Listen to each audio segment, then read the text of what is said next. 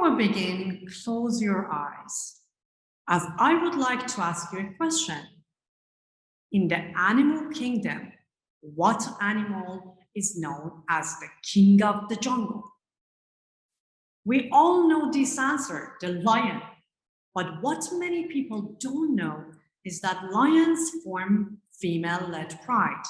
Lionesses stay in the area in which they were born their whole lives, which gives them the advantage of knowing where to find the best watering holes and hunting grounds. Females also cooperate on hunts, defend their territory from other prides, and defend cubs against adult males.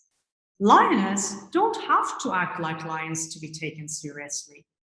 Similarly, women shouldn't have to act like men to be taken seriously.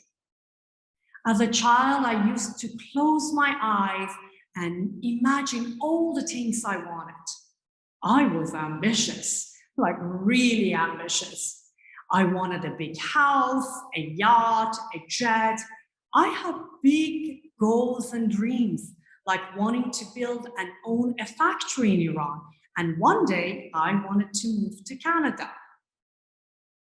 Studies suggest that girls are socialized to be cooperative, collaborative, and relationship-driven. Think nurturing and caretaking. Think playing with dolls and having pretend tea parties. While boys are socialized in their play to be competitive and exist in dualistic world of winning and losing. Black and white, or maybe I should say pink and blue.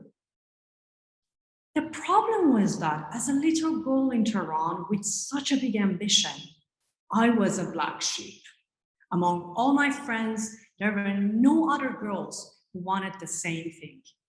When I would talk about my dreams, like the factory I wanted to build, or type of a fancy car I wanted, or how I wanted to be an engineer, they would laugh at me and tell me that is the man's job to dream big.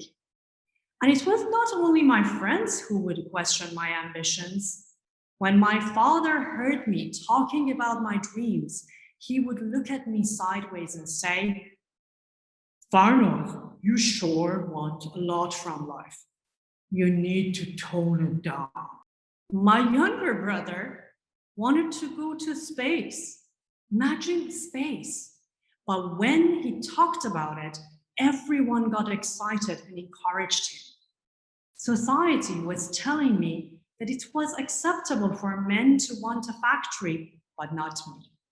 But if a man wants a big house, a yacht, or even a spaceship, it's okay. Speaking of space, women make up only 11% of astronauts. Can you believe that? As women, no matter where we are in the world, we are taught to want less. My friends, my family, and everyone I met told me that since I am a woman, I cannot dream big. I found myself in conflict. I was sick of having everyone tell me what I can and cannot aspire to be. Since society was telling me that I can't get what I want since I am a woman, then I figured it was time to downplay being a woman. So I got a haircut.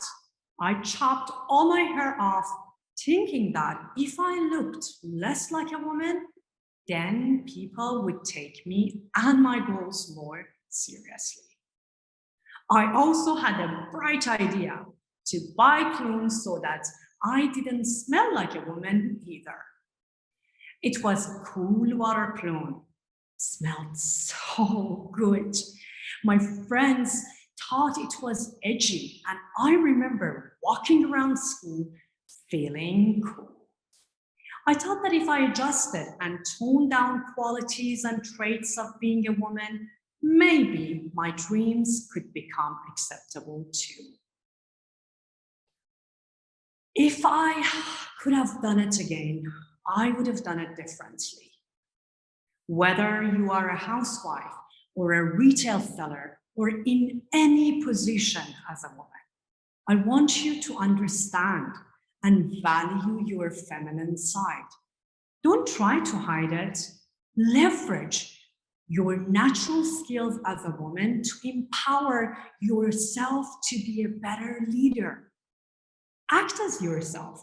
Be you. And that includes both your yin and yang side. I want men and women to acknowledge that we all have yin and yang. It's a mistake to ignore. We should nurture both at the same time. I was my own worst enemy, and you might be yours too. It's the thinking and thoughts and boundaries that we put on ourselves that hold us back. And it wasn't until I learned what a unicorn was that I realized all this. While I continued to search for my big dreams, something magical happened. I stumbled upon the world of startups and learned what a unicorn is. Yes, unicorn, not a miracle creature that you might think of, but a business that is valued over $1 billion. Yes, $1 billion. In the startup world, I was able to work with venture capital groups, helping to look for startups that had the potential to become unicorns. I was meeting with over 50 startups a week, and I started to see patterns. I noticed the differences between startups fully dominated and led by men, comparing them to startups that had women in leadership roles. When I was comparing how they were growing and raising funds, I saw noticeable divide. According to TechCrunch, startups received an increased amount of financial investment during the pandemic, yet female founders lost grounds. However, I believe this is a proof that not enough venture capitalists see the connection between qualities that these women have and startup success. In fact, according to new research from Dow Jones, venture-backed companies that include females as senior executives are more likely to succeed than companies where only males are in charge. Watching these entrepreneurial women thrive, I noticed certain qualities that I grown to see as weaknesses. Qualities of these women like being emotional, passionate, cooperative, inspirational, helped their startups improve teamwork and drove business outcomes. The women I saw were inspiring people to be their best. They were the lioness of their own businesses. They had a skill at picking the right people in the right positions. I was fascinated by them. Investors are beginning to realize that women demonstrate the qualities that motivate and inspire others to be their best. Am I saying that men are not good leaders? Not at all.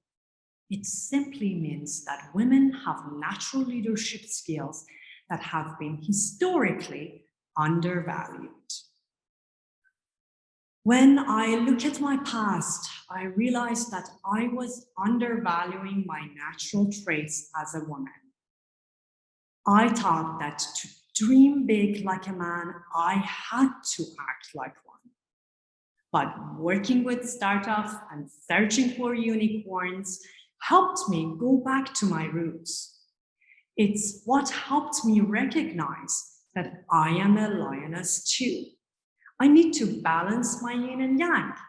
Over the years, I had lost my yin in favor of my yang. I should have been kinder and nurtured myself more.